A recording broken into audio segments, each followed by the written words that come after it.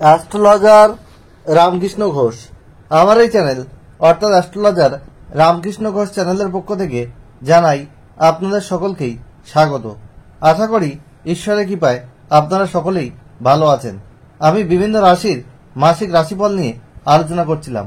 আজকে আমার আলোচনা সিংহ রাশির কয়েকটি ভবিষ্যৎবাণী, যা 100% সত্যি হবেই। এপ্রিল 2024 সিংহ রাশির স্বাস্থ্য কেমন যাবে, তাদের শিক্ষা, প্রাথমিক শিক্ষা, কলেজ বিদ্যা, উচ্চশিক্ষা কেমন হবে, তাদের চাকরি বা ব্যবসা কেমন যাবে, তাদের প্রেম ও দাম্পত্য জীবন কেমন যাবে, তাদের ওভারঅল ভাগ্যোন্নতি কেমন হবে, তাদের পিতামাতার স্বাস্থ্য কেমন যাবে, পারিবারিক জীবন কেমন হবে, তাদের ভাই বোনের সঙ্গে সম্পর্ক কেমন থাকবে, এইসব নিয়েই কিন্তু আমার আজকের আলোচনা। এবং সিংহ রাশির যে সমস্যা রয়েছে তা থেকে বেরিয়ে আসার জন্য কি রেমেডি রয়েছে সেটা নিয়েও কিন্তু আমি আলোচনা করব ভিডিওর শেষে। তাই আপনাদের কাছে অনুরোধ, ভিডিওটি কেটে কেটে দেখবেন না, তাহলে পরিপূর্ণ আলোচনা পাবেন না। ভিডিওটি প্রথম থেকে শেষ পর্যন্ত দেখার জন্য আমি আপনাদেরকে অনুরোধ করছি। যাই হোক, সিংহ রাশির জাতক জাতিকারা কিন্তু কর্তৃত্বপরায়ণ হয়, জেদি হয়, এদের মধ্যে রাজকীয় চালচলন কিন্তু দেখতে পাওয়া যায় এবং এদের মধ্যে লিডারশিপ কোয়ালিটি কিন্তু খুব ভালো থাকে। আর এই সিংহ রাশির হচ্ছে একটা পজিটিভ রাশি। রাশিচক্রে যতগুলো রাশি আছে তার মধ্যে 3টে রাশিকে আমি খুব পজিটিভ মনে করি। একটা সিংহ, একটা মকর, আর একটা হচ্ছে বৃষ রাশি। কারণ এদের রাশিচক্রে যদি তেমন কোনো খারাপ দোষ না থাকে তাহলে এই রাশির মানুষরা কিন্তু জীবনে খুব উন্নতি করতে পারে। যাই হোক, সিংহ রাশিতে 3টে নক্ষত্র থাকে। একটা হচ্ছে মঘা, কেতুর নক্ষত্র, একটা হচ্ছে উত্তর ফাল্গুনী, রবির নক্ষত্র, একটা হচ্ছে পূর্ব ফাল্গুনী, শুক্রের নক্ষত্র। আমি গোচর ফল বলছি এপ্রিল 2024 সিংহ রাশির সাপেক্ষে।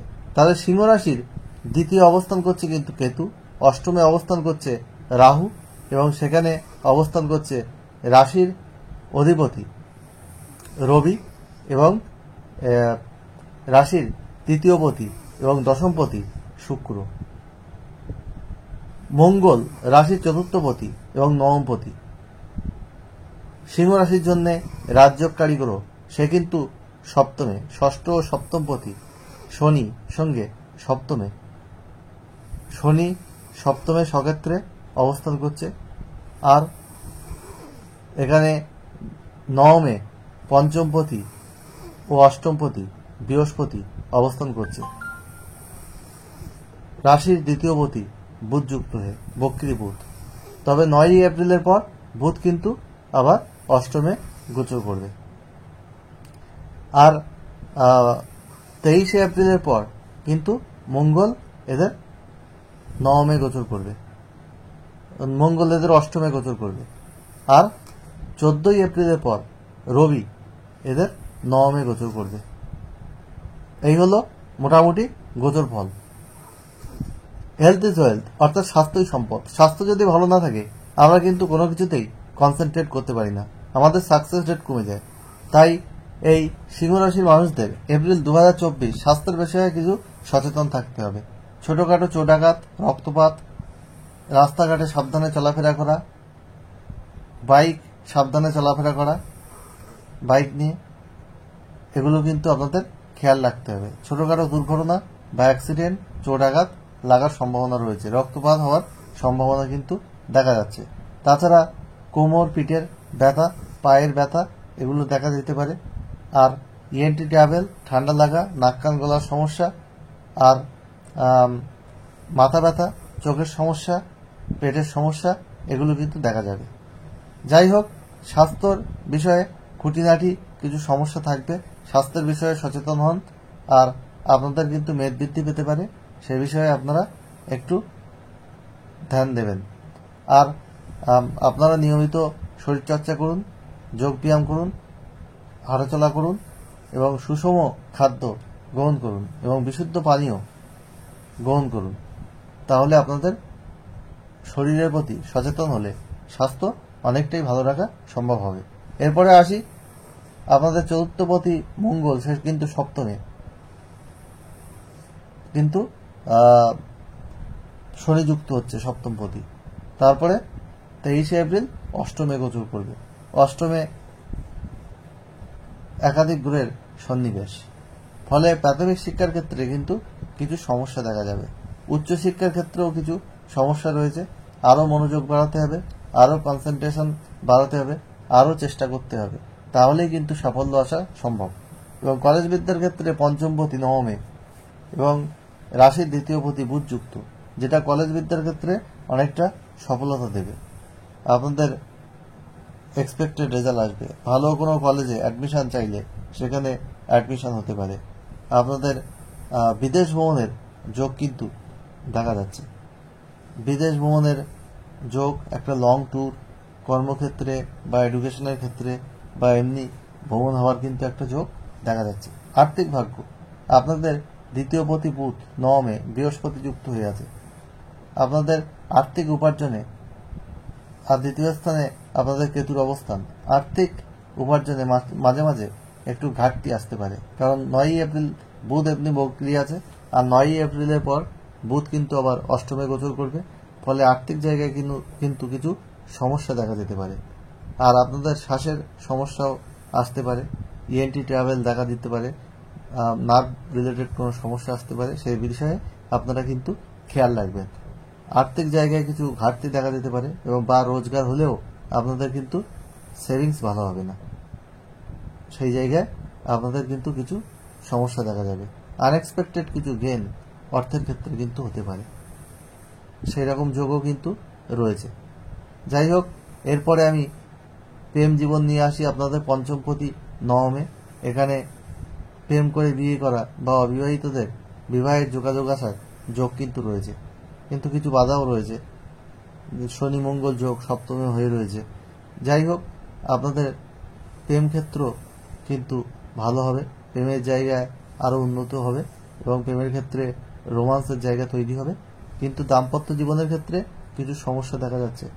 একে অপরের প্রতি মর্যাদা রাখতে হবে, একে অপরকে সম্মান করতে হবে, সময় দিতে হবে এবং কম্প্রোমাইজ করে চলতে হবে, তাহলে কিন্তু দাম্পত্য জীবন ভালো হওয়া সম্ভব। না হলে কিছু অসুবিধা কিন্তু দাম্পত্য জীবনে দেখা যেতে পারে। পার্টনারের শারীরিক বিষয় নিয়ে আপনার উদ্বিগ্ন আসতে পারে, এবং পারিবারিক সম্পত্তি নিয়ে কোনো ঝামেলা ঝঞ্ঝাট হতে পারে।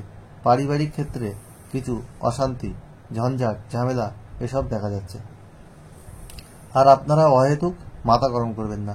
আপনাদের হঠাৎ হঠাৎ মাথা গরম হয়ে যাওয়ার একটা প্রবণতা কিন্তু দেখা যাবে মাসের প্রথম ভাগে এবং দ্বিতীয় ভাগে।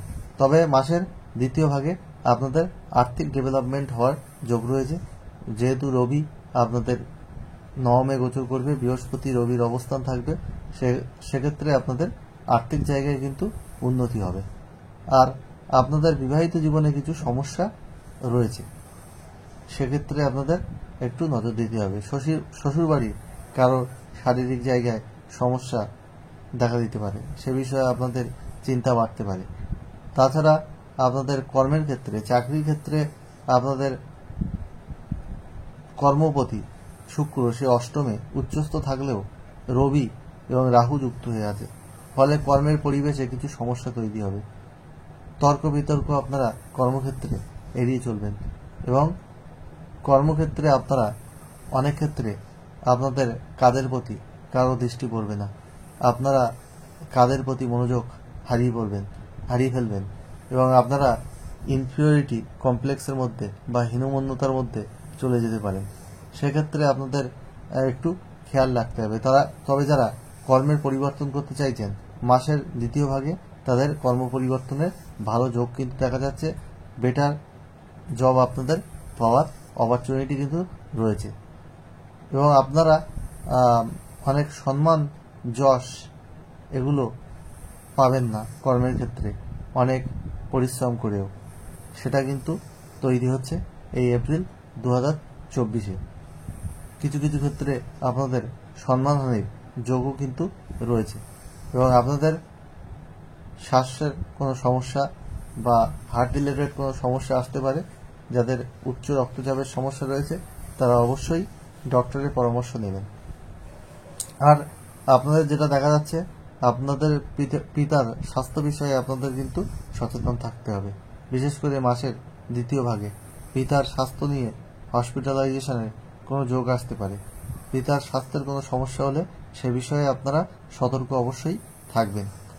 আর আপনাদের ভাই বোনের সাপোর্ট কিন্তু আপনারা পাবেন এবং সেটা বলা যায়। আর আপনাদের ওভারঅল যে ভাগ্যের যে সাপোর্ট সেটা আপনারা পাবেন, যেহেতু আপনাদের পঞ্চমপতি বৃহস্পতি নবমে আছে এবং আপনাদের উচ্চশিক্ষার ও যোগ রয়েছে। কিছু অবস্টাকেল ইনিশিয়ালি আসলেও সেগুলো কিন্তু কেটে যাবে। তবে এই মাসটা আপনাদের জন্য কিছুটা হলেও চ্যালেঞ্জের সম্মুখীন কিন্তু হতে হবে, বিশেষ করে কর্মক্ষেত্রে। আমার এই আলোচনা সম্পূর্ণরূপে শোনার জন্য আমার চ্যানেলের পক্ষ থেকে অশেষ ধন্যবাদ। চ্যানেলকে যেভাবে সাপোর্ট করছেন কনগ্রাচুলেশন। আর আপনাদের যেভাবে যে সমস্যাগুলো রয়েছে সেই সমস্যা থেকে বেরিয়ে আসার জন্য আপনারা অবশ্যই গোলাপি কালার, লাল কালার এবং হলুদ সোনালী কালার বেশি ব্যবহার করুন।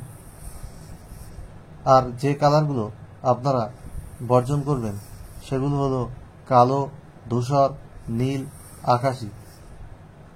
আর আপনারা সাদা কালার ব্যবহার করতে পারেন কর্মক্ষেত্রের জন্য। আর আপনারা প্রতিদিন শুক্রের বীজ মন্ত্র পাঠ করুন সবার, ওং দ্রাম দ্রিম দ্রোম স শুক্রায় নমঃ। আর প্রতিদিন স্নানের পর তামার ঘটি হাতে নিয়ে তাতে জল ভরে সূর্য মন্ত্র সহযোগে সূর্য প্রণাম করুন। ওং জবাকুসুম শঙ্কাশং কাশ্যপিয়ং মহাদুতিম ধান্তারিং সর্পাভাগ্নং প্রণতস্মি দিবাকরাম। তারপরে ওই জলটি কোনো তুলসী গাছ বা কলা গাছ এর গোড়ায় ফেলে দেবেন। আর যেটা আপনাদের করতে হবে, বুধের বীজ মন্ত্র প্রতিদিন পাঠ করুন 5 বার। ওং ব্রাম দ্রিম ব্রোম স বুধায় নমঃ। আর রাহুর বীজ মন্ত্র প্রতিদিন পাঠ করুন 4 বার। ওং এইং রিং রাহবে নমঃ। এটা বীজ মন্ত্র না, এমনি মন্ত্র। কেতুর বীজ মন্ত্র করুন যদি ওং এইং রিং কেতবে নমঃ। আর আপনারা এইগুলো করুন, তাহলে অনেক সমস্যা থেকে আপনারা বেরিয়ে আসতে পারবেন, এটা কিন্তু বলা যায়। আর আপনারা প্রতি মঙ্গলবার হনুমান চালিসা পাঠ করতে পারেন, তাহলেও কিন্তু আপনারা শুভ ফল পাবেন। আর মঙ্গলের বীজ মন্ত্র আপনারা 9 বার পাঠ করতে পারেন। ওং ক্রাং ক্রিং ক্রং স ভৌমায় নমঃ। আমার এই আলোচনা সম্পূর্ণরূপে শোনার জন্য আমার চ্যানেলের পক্ষ থেকে অশেষ ধন্যবাদ। ভালো লাগলে অবশ্যই ভিডিওটিতে লাইক, কমেন্ট, সাবস্ক্রাইব, শেয়ার করে সবাইকে দেখার সুযোগ করে দিন। আর বেল আইকনে প্রেস করে রাখুন, যাতে নতুন ভিডিও আপলোড হওয়ার সাথে সাথে আপনাদের কাছে নোটিফিকেশন পৌঁছায়। আমি পিএইচডি ইঞ্জিনিয়ারিং কলেজের অধ্যাপক। আমি গেট, নেট, সেট সব কোয়ালিফাইড। আমি ওয়েল কোয়ালিফাইড অ্যাস্ট্রোলজার। সঠিক তথ্য পেতে অবশ্যই আপনাদেরকে এই চ্যানেলটিকে সাবস্ক্রাইব করতেই হবে। আর আমি আমার অনেকগুলো প্রফেশনের সঙ্গে আমি যুক্ত, তার মধ্যে অ্যাস্ট্রোলজি আমার নেশা, পেশা। অন্যান্য পেশার মতো এই পেশাকে আমি সৎভাবে এগিয়ে নিয়ে গেছি। কোনো মিথ্যা ও ছলচাতুরির মাধ্যমে এই পেশা আমি করি না। যাই হোক, আমি খুব কম পয়সায় লাইভ হরোস্কোপ, অন্যান্য অ্যাস্ট্রোলজার যা ভিজিট নেয় তার 5 ভাগের 1 ভাগের ভিজিটে আমি কিন্তু লাইভ হরোস্কোপ আপনাদেরকে করে দিই। চেম্বারে এসে বা অনলাইনে আমি আপনাদেরকে এটা প্রোভাইড করি। অন্যান্য অ্যাস্ট্রোলজারের মতো সফটওয়্যার থেকে প্রিন্ট করে নয়, হাতে লিখে অ্যানালিসিস করে তবেই কিন্তু আমি রিপোর্ট বানাই। স্টোন বিভিন্ন মূল সাজেস্ট করি, কালার থেরাপি, চ্যান্টিং, ঘরোয়া টোটকা আমি দিয়ে থাকি। এছাড়া আপনারা হোয়াটসঅ্যাপে একটা question, date of birth, time, place দিয়ে আমাকে করতে পারেন। আমি আপনাদেরকে রেসপন্স করে দেবো খুব তাড়াতাড়ি। ফার্স্ট কাম ফার্স্ট সার্ভ বেরিয়েছে, তবে একটু ওয়েট করতে হবে, তা না হলে কিন্তু হবে না। আর সিংহ রাশির কিছু অসুবিধা রয়েছে, এই মাসটি চ্যালেঞ্জিং রয়েছে, আবার কিছু ভালোও রয়েছে। এই ভালো খারাপের মধ্যে আমি ঈশ্বরের কাছে প্রার্থনা করব সব সিংহ রাশির মানুষের জীবন এপ্রিল 2024 সুখ, সমৃদ্ধি, আনন্দে ভরে উঠুক। আবার খুব তাড়াতাড়ি নতুন আলোচনা নিয়ে আপনাদের সামনে হাজির হব। আপনারা আমার আলোচনা শুনতে থাকুন। আজ এখানেই শেষ করছি।